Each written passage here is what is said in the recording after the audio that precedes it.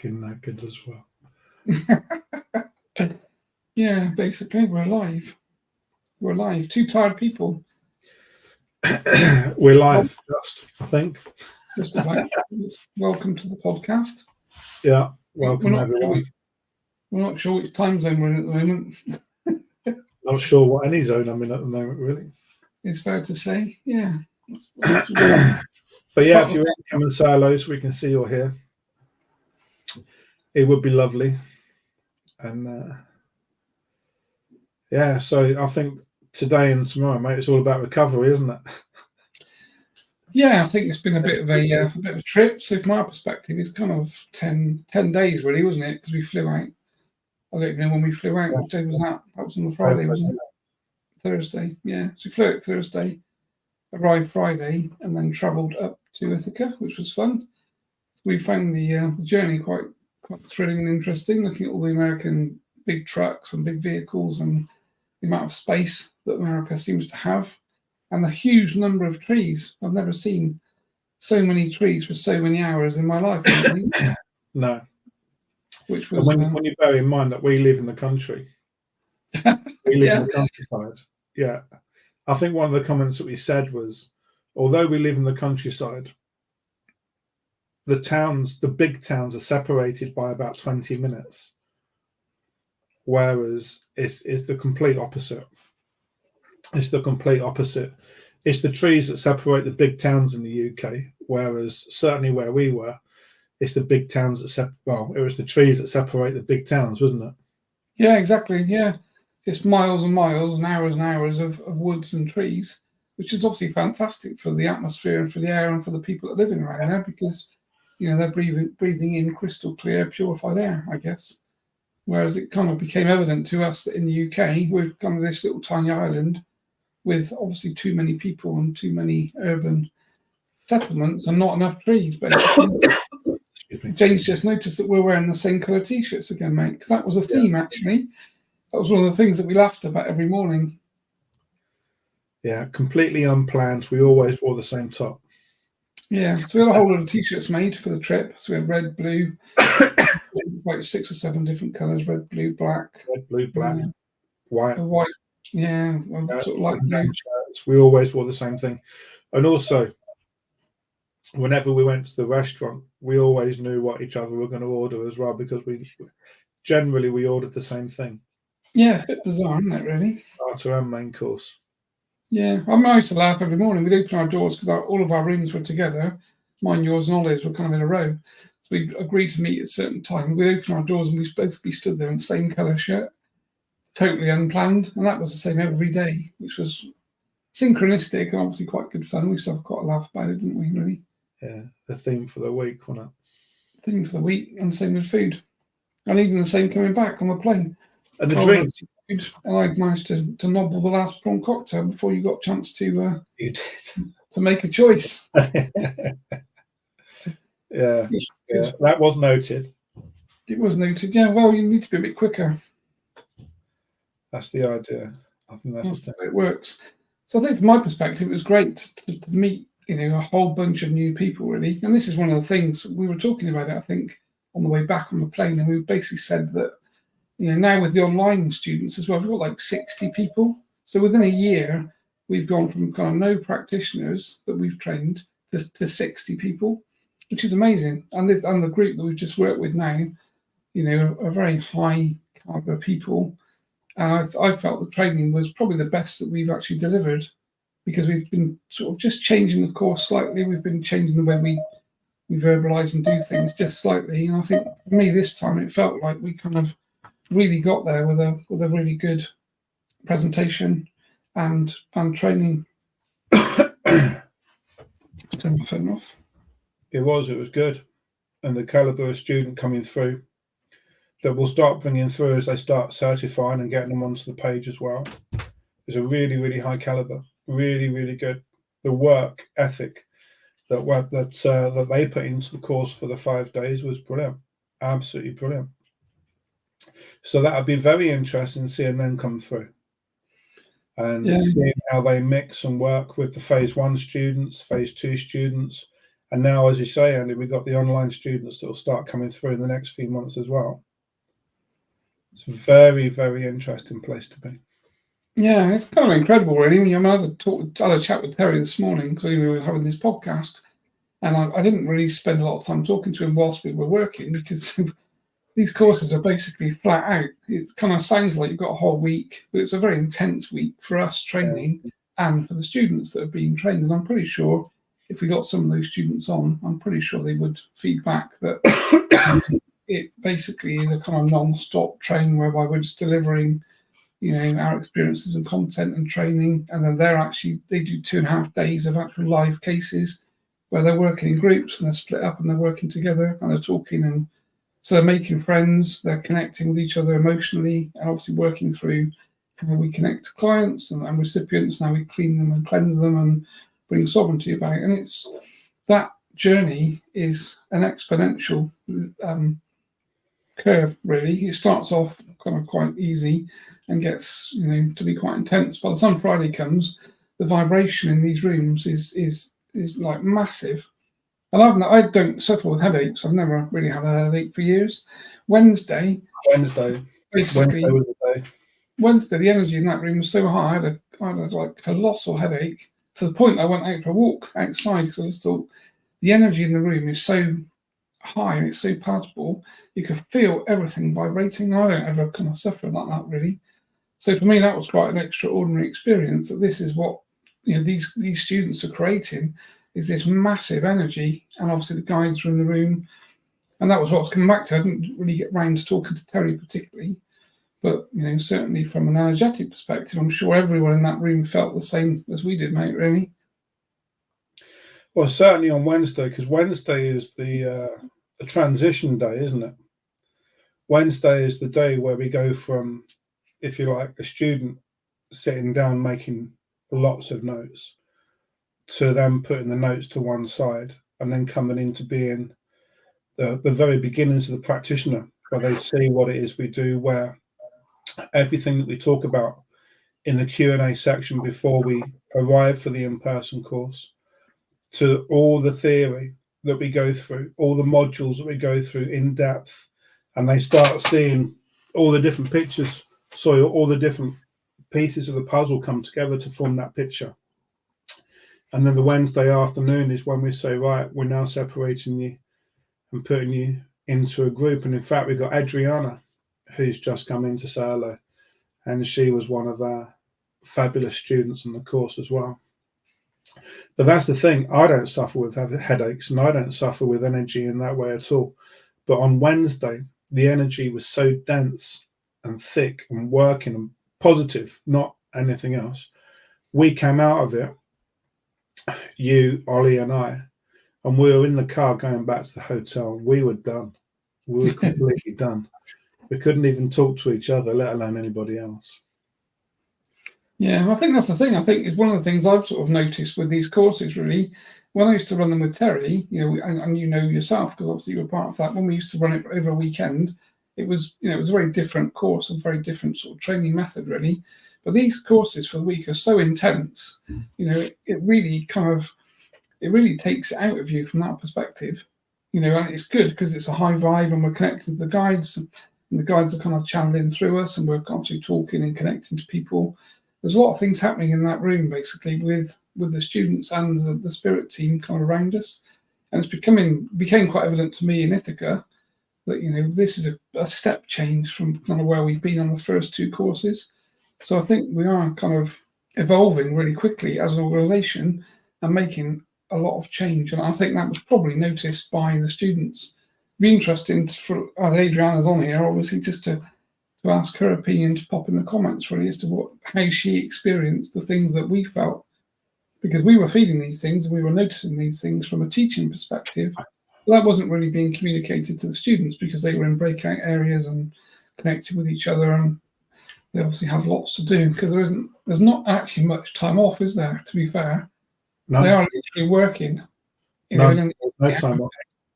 In an 8-hour day, they're working for probably 6 hours, 6.5 hours. There's like an hour for lunch and probably a couple of 15-minute breaks, but it's a full-on day. But I think that's one of the things, isn't it? is that we do say that the courses that we do, it is an intense 5-day course and it is full on. And I think some of the students, Adriano and the others that were there, are realizing that there's a certain amount of stuff that we don't put on social media. There's a certain amount of stuff that we don't share with just anybody. And we keep it just for those that are going through the process of learning how to be a practitioner. And it's deliberate. We're asked lots of times to share more information, but we don't do it. And we don't do it to protect the protocol, to protect the work that we do, but also to protect the people that don't understand what we do, who would just look at it without understanding what it is that we do and think that it's easy.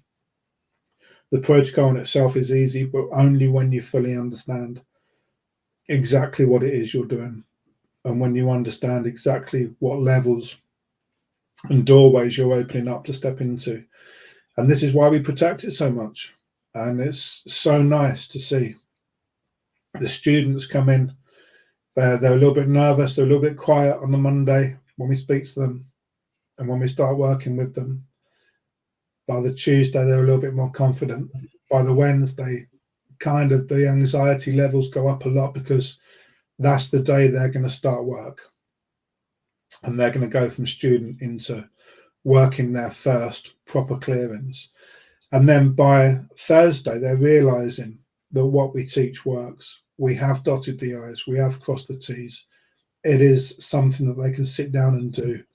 The facilitator can take management of the whole clearing, the medium, they know their responsibility and how they work. And all of a sudden there's clearings being done to a good degree. And we're walking around. We were very lucky. We had John and Carolyn come and join us, who were phase 2 students. They came to join us, and they're lovely, lovely people. And they were helping people go into their own power, helping people step forward into their own energy. They did some fantastic work. We also had Tara come down. Tara we've worked with and we've known for years, but we've never met her before. And Tara is part of the Natara team that we put together with Natasha. And they do so much work for the academy, so much work for the academy. We speak to them every week, but it was really nice to be able to meet Tara in person.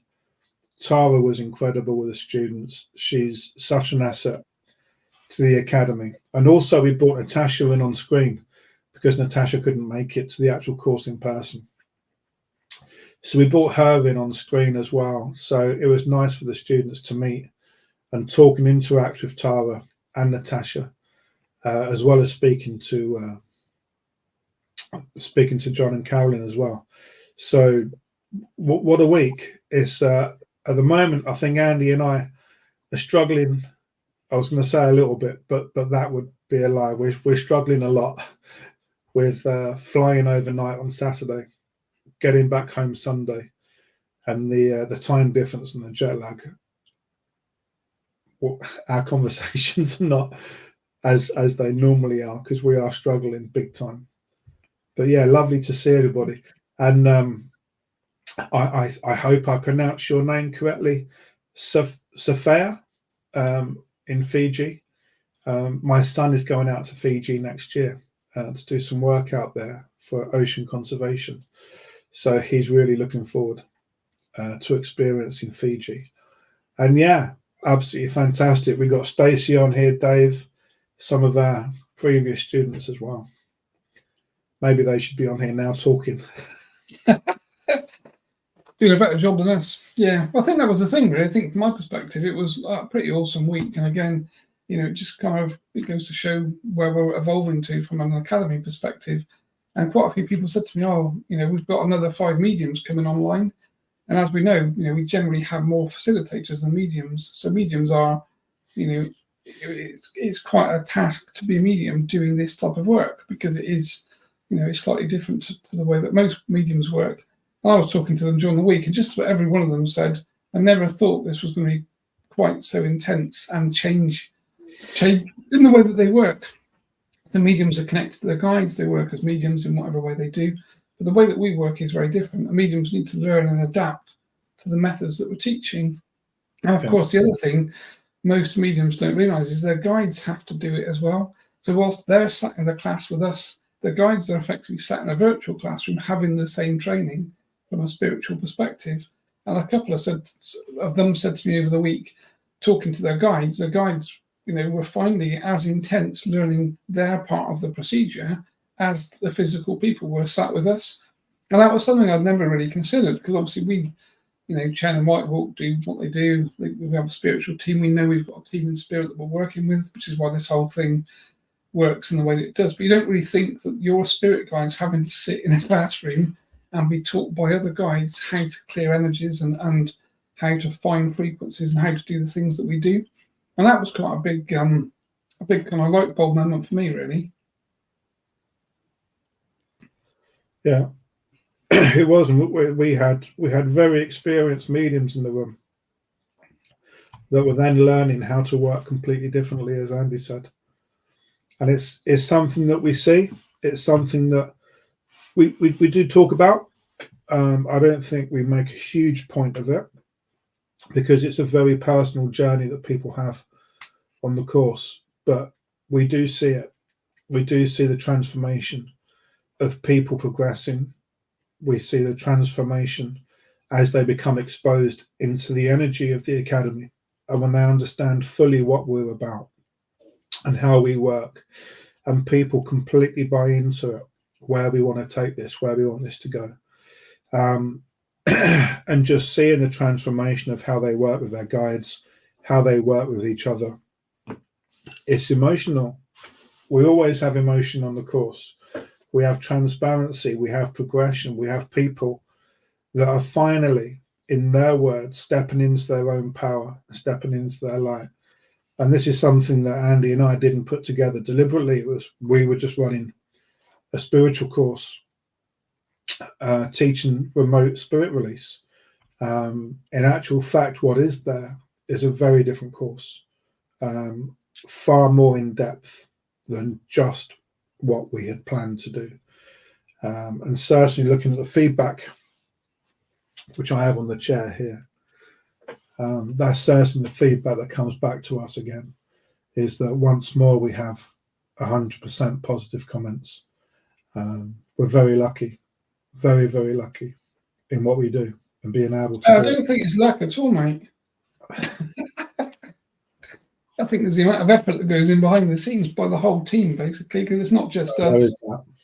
We're the guys that kind of stand at the front and obviously deliver training with Tara and other people, but there's a whole team behind us that is actually working unseen now. And I think this is the thing, really, from my perspective, is that if we didn't get 5-star training feedback, I'd be quite disappointed to find out where we're going wrong and what's not quite right, because we are adapting things and we are changing things. And it's not really like an egotistical thing, is that we both put an immense amount of time and effort into this, as do the guides. So you would expect the feedback to kind of dovetail in with that experience that the people get. So I think the feedback is a good quantifier to us, really, that we're in the right swim lane and we're kind of going in the right direction. Yeah, certainly how it seems to be. Yeah, which is good. Because it is this train that we sort of jump on and it just takes off down the track. And most of the time we're hanging off the back trying to keep it. Trying to keep up with it, yeah. I think that's the thing, really. So I think, so from my perspective, and I was back to talk about Terry, so I had a chat with Terry, basically. He was over the moon with the way the training went. He was over the moon with the level and quality of the people, because he said, from his perspective, he was never about numbers. It was never about trying to get large numbers of people. It was about getting the right people that are going to stick to doing the work, and people that are basically kind of, venturing into this in the right way, with the right ethics, mentality, integrity, and honesty. And they're the people that will still be doing this in 2-3 years' time. And they're the people that will build their own business based on this method of SRT clearing, really. Which, of course, then, benefits humanity, because every student that comes online that starts to clear clients basically changes the planet's frequency. And this is what Terry was very, very clear with, that, every time we can get more mediums, more people working together, then we've got this exponential change that we're making across the world effectively. And we don't ever see it that way because we just see it as a, as what we do. It's SRT, it's SRA, it's, we've always got the challenges of trying to run an organisation in the way that those challenges kind of pop up. But if you look at the bigger picture, it is that starfish story really that Natasha popped on the SRT page, that we are continually throwing one back. And after a while, you look in the sea, and there's a lot of starfish that are there that wouldn't have been there otherwise. So I think, from our perspective, it's nice for everyone that's part of SRA and the students that were part of that course to kind of accept, the kind of the thanks and the praise that comes from Spirit for standing up and doing the work, really. Yeah, I think that's the thing, that certainly the starfish conversation is one that we have in the course, where we explain that it wasn't that long ago that we were on our own beaches, on our own, putting back one starfish at a time. And now collectively, we have almost 60 practitioners putting one starfish back at a time. And that is beginning to make a difference. So if you like, the starfish that used to get help per day would now be times by 60. We did think if people picked up more starfish at one time, they could throw more back at one time. Yeah. Rather than one at a time. That's what we need to do, is we need to come up with a kind of method of increasing the numbers, basically.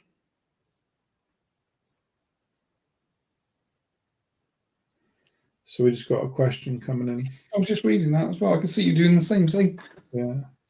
So the reality is that when we do a third-party clearing, so not the client has booked the clearing, and then we have the recipient. They're two different people.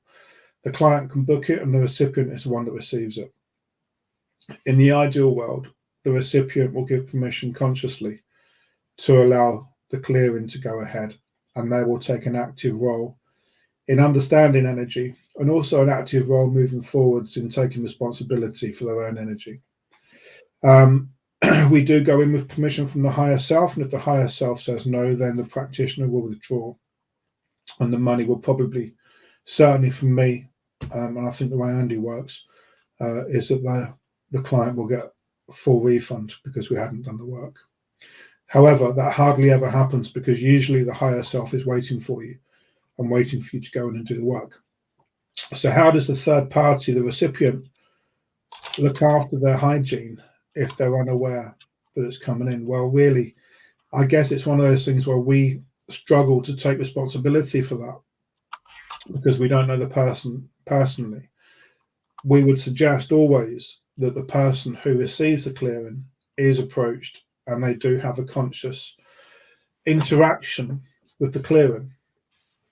If they do that, they can then begin to understand the feedback that comes in, the advice and the guides, the protection protocol that is also sent out by the practitioner, and then they can take an active decision in how they move forward, protecting their own spiritual hygiene.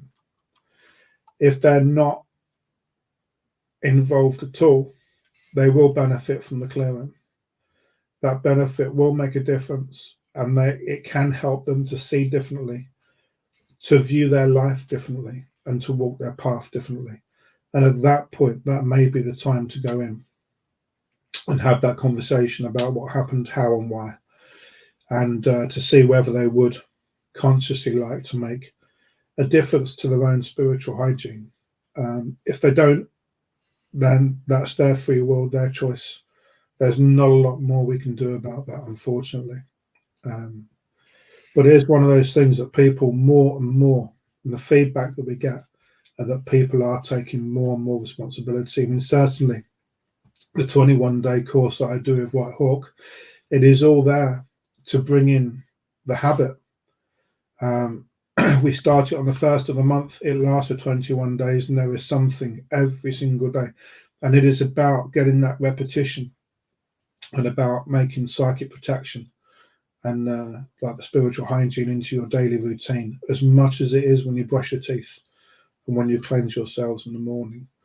But it's one of those things, we can't take responsibility for people that don't actually want to do it or won't look at it from a different view.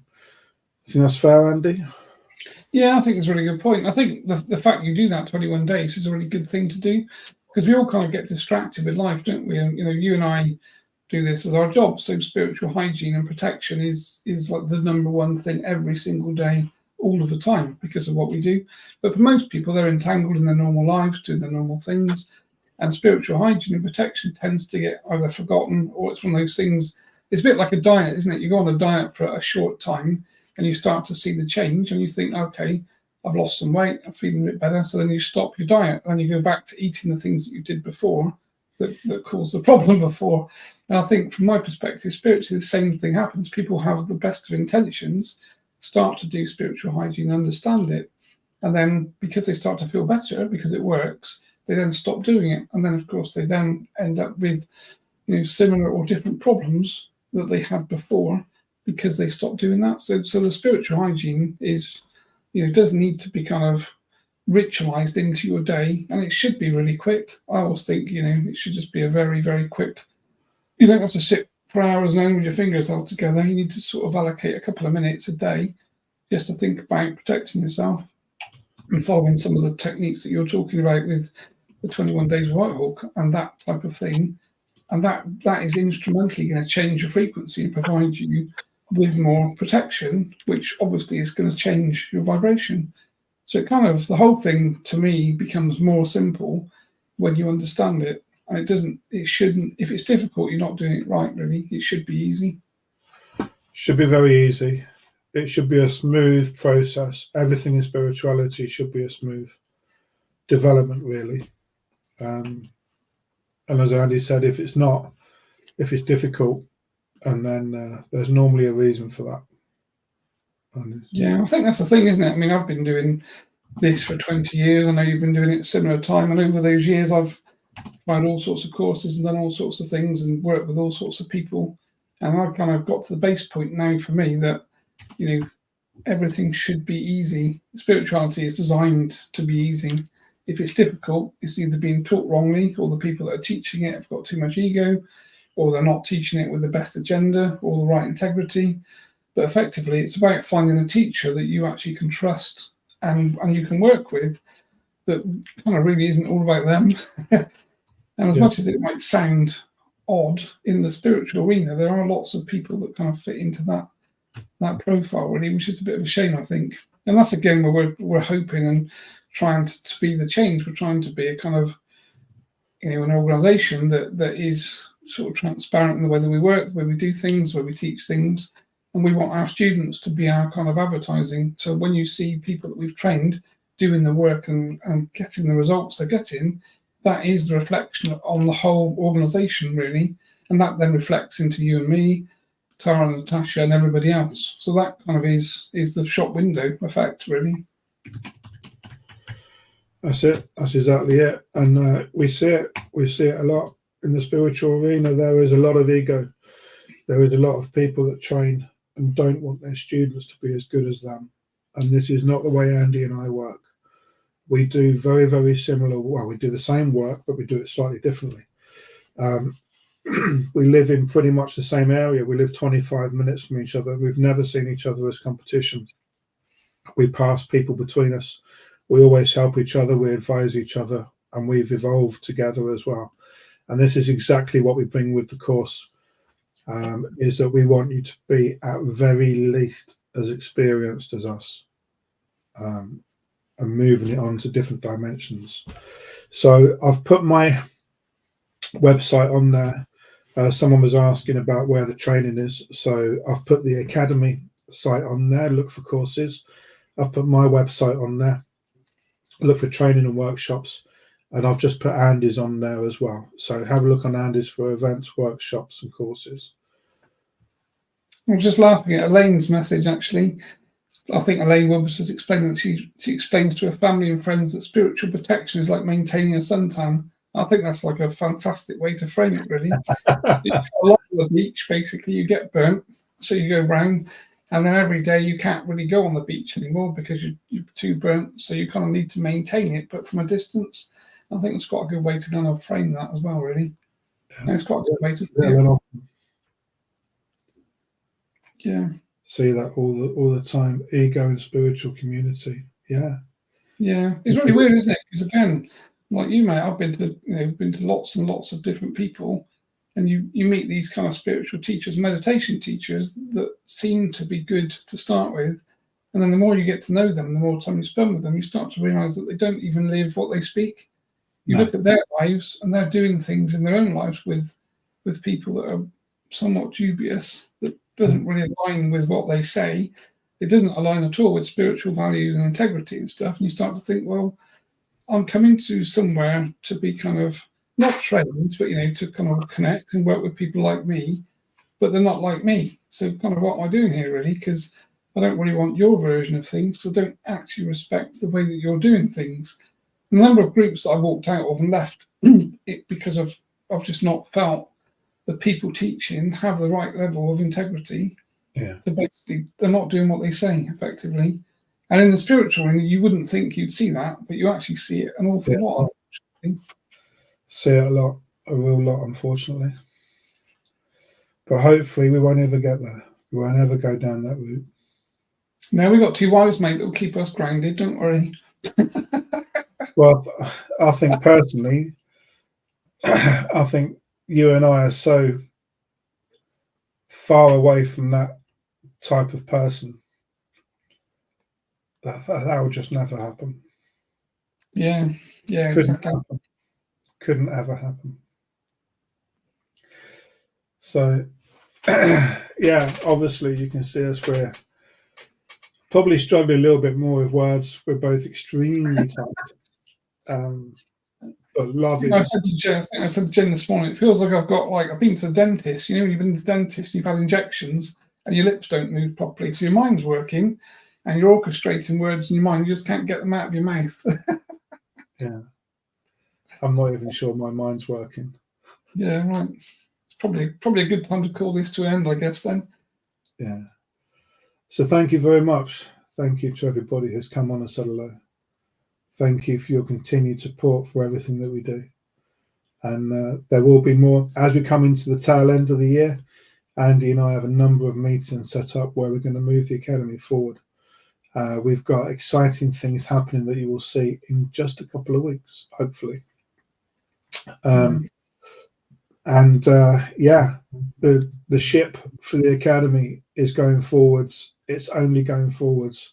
And there's lots of things that are going to come out in the next few months. So we look forward to sharing that with you, and we look forward to you being on the journey with us. We never forget the support that we have, and we're extremely appreciative of that. So thank you very much. Yeah, and I'd just like to say thanks to the students really that have obviously put their trust in us. They've turned up. Lots of them drove all the way across America, 14, 16-hour drives to turn up at the course that we're running. So it's kind of amazing really, and quite humbling from our perspective. But it won't be very long before these students are coming online. They've done the week, they've done the theory course, they've got case studies to do and portfolios to finish, and then effectively they'll be certified. So you're going to see their faces start to appear on the website as we certify people. They are added to the practitioner page, and then we're probably going to try and get some of these people on podcasts as well, so they could talk about their training experience. They can kind of introduce themselves to the audience, to you guys, and people that are looking to book clients.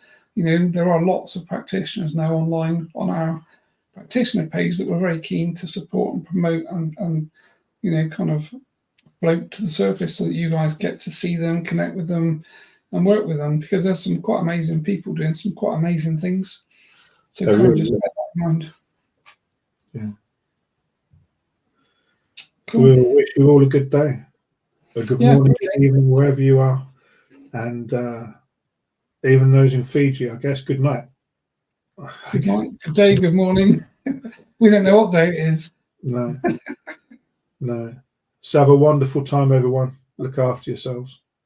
And we'll speak to you soon. Okay, thanks, folks. Bye-bye. Bye-bye.